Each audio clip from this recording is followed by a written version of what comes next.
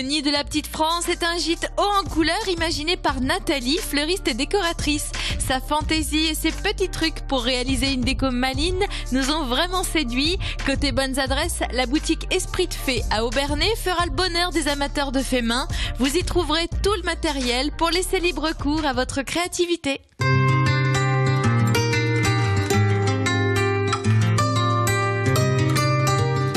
Des maisons alsaciennes du 17e décorées comme ça, on n'en a pas vu souvent. J'aime beaucoup ce que tu as fait de ce gîte, Nathalie. Cet appartement, tu l'as depuis longtemps. Tu as décidé d'en faire un terrain de jeu pour ta créativité, parce que toi, tu es décoratrice. Ouais, je suis allée à fond dans ce que j'avais envie de faire, c'est-à-dire la couleur, la chaleur, le côté cocooning, le velours rouge théâtral, ludique en même temps, un petit peu Alice au Pays des Merveilles. C'est le reflet de ta personnalité. Ouais. Et il y avait du boulot. Ouais. Parce qu'au mur, il y avait du crépi projeté, assez granuleux, ouais. Pas très esthétique. Et donc tu as choisi le bois peint. J'aime beaucoup le bois. J'aime beaucoup, j'en ai souvent dans les appartes. Et les poutres, énormément de poutres. Ouais. Mais tu les as fait disparaître. Elles sont devenues veloutées. Oui, parce que les poutres marron foncé sur un mur blanc, ce qu'on voit en général en Alsace, je trouve ça dur, je trouve ça froid, je trouve ça... Et là, je trouve ça joli. Oui. Peint de la même couleur que le plafond. Ça fait comme une sculpture, en fait. Le tas de laque au mur, oui. Quand on disait que tu n'hésites pas à mettre la main à la pâte, ça se passe aussi sur les murs. Il est très réussi. Et tu l'as pris dans les mêmes teintes que les poutres. C'est du gris, mais je trouvais qu'il fallait apaiser toutes ces couleurs chaudes, ce rouge, ce rose, ce violet. Je voulais l'apaiser avec du gris qui se retrouve aussi dans la table. Un gris violine qui va très très bien avec le rouge. Et alors, le mobilier. Ouais. La sélection de mobilier de Nathalie, il faut que je m'assoie dans le carrosse. Là, on est dans Alice au Pays des Merveilles. Ben, ce fauteuil, c'était l'élément de départ, de décoration de cet appartement. En général, je fonctionne comme ça. J'ai un élément de départ et je brode autour, que ça soit au niveau couleur, matériaux, forme, époque. J'aime bien mélanger des éléments contemporains, comme par exemple ce divan. Alors, il y a beaucoup de choses de la marque Hybride. Oui, j'adore. Les plateaux deviennent des tableaux. Ouais. Et puis les animaux deviennent humains, là.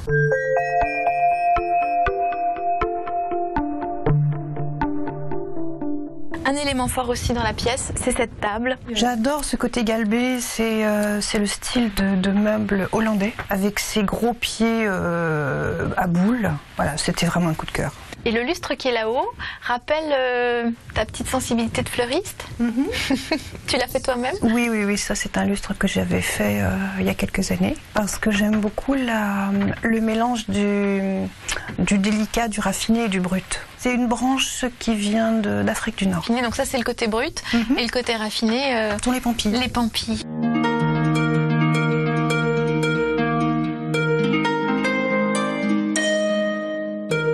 Alors ce que tu fais aussi, c'est que tu teintes toi-même de vieux draps, en lin ou en coton, et ça donne des rideaux. Ça donne des rideaux. Ça c'est une excellente idée, parce que quand on le teint soi-même, il y a une patine qui se fait sur le tissu qui est assez magique. Oui, et puis on peut faire des mélanges de couleurs, de teintes.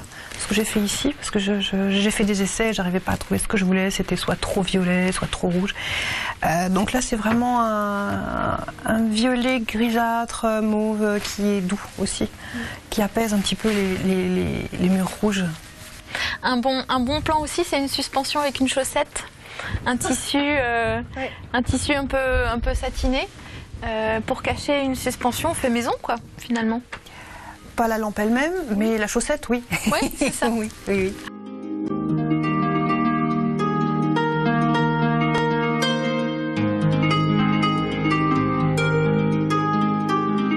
On va découvrir la chambre, qui est une chambre de princesse. On va la voir dans un instant. Mais tout de suite, direction Obernai, dans la boutique Esprit de Fée. Vous qui aimez le do-it-yourself, toi qui aimes le do-it-yourself, je suis sûre que vous devriez adorer cette boutique qui est une vraie mine d'or.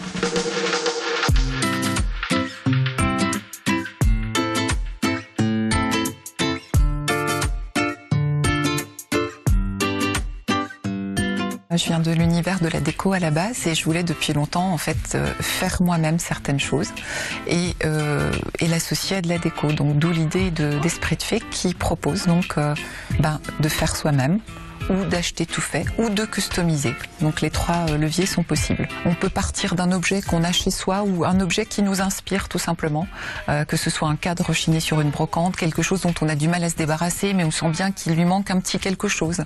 Donc on va trouver tout ce qu'il faut pour les embellir, que ce soit les rubans, le tissu, du tissu adhésif, les sequins, les paillettes, tous les petits embellissements, tout ça c'est chez Esprit de Fée. Et puis bien sûr des très beaux papiers. Voilà, donc la peinture qui va bien, qu'elle soit nacrée, à paillettes, mate, on a tout ce qu'il faut pour transformer un objet, que ce soit une lampe, un cadre, un meuble, des cires patinées, voilà, des pochoirs pour pouvoir, on va dire, donner un petit peu de peps à un meuble sympa, mais qui est un petit peu défraîchi.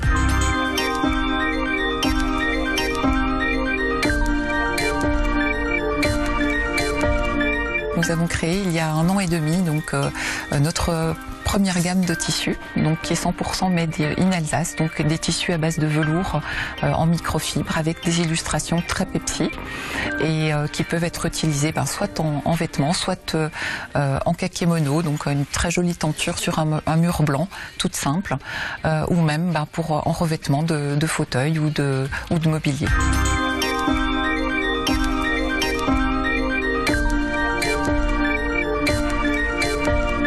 Si vous voulez découvrir une technique, si vous avez envie de savoir comment on peut, par exemple, faire des très beaux tampons sur du textile avec une encre spécifique, bien sûr qu'on peut vous montrer, on a une table de démonstration pour ça. Alors les objets déco-finis, nous avons plusieurs fournisseurs, donc des parties très artisanales puisqu'on travaille avec quelques artistes pour tout ce qui est bijoux, etc. localement.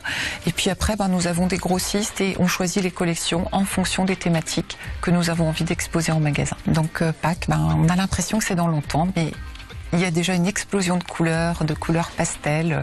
On a tous besoin à la sortie de l'hiver d'un grand coup de jeune dans la maison. Et les petites idées de Pâques, alors qu'ils sont un petit peu kitschounes parfois, mais voilà, pleines de naïveté, pleines de fraîcheur, ça fait du bien et on a envie de passer à autre chose.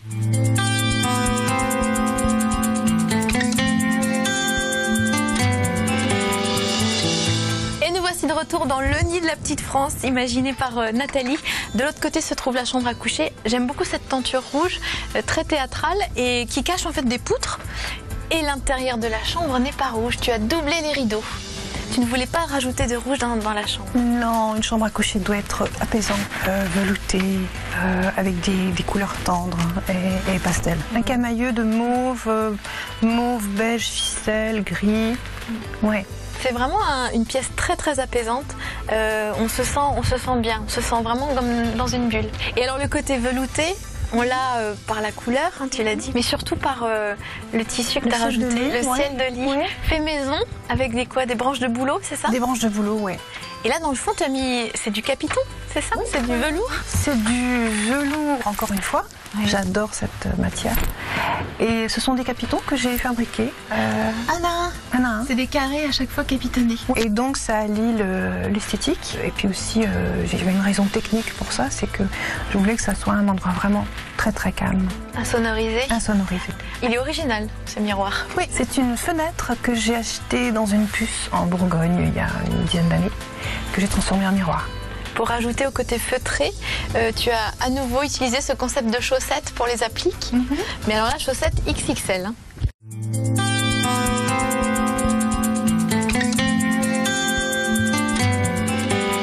Fermer le livre magique d'Alice au Pays des Merveilles, ou plutôt de Nathalie au Pays des Merveilles.